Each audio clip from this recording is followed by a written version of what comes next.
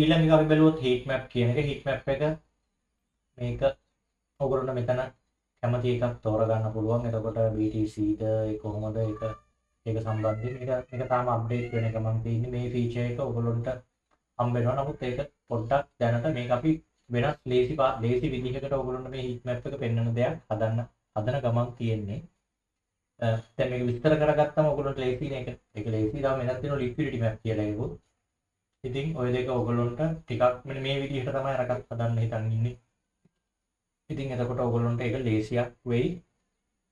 Market එකේ මේ දේවල් බලා ගන්න. මෙතනින් ඒක සිම්බල් එක තෝරගන්න පුළුවන්. ඩෙප්ත් එක එතන තියෙනවා. මේකේ තියෙන ඇක්ටිව් වෙන විදිහ ගැන. ඉතින් ඒක කියන්නේ ලොකු දෙයක් නෑ. ඔයගොල්ලන්ට ඒක තේරෙනවා බැරිවම. හොඳයි අපි යන් හෙල්ප් සහ සෙටින්ග්ස් කියන දෙකට ඊළඟට විස්තර කරගන්න.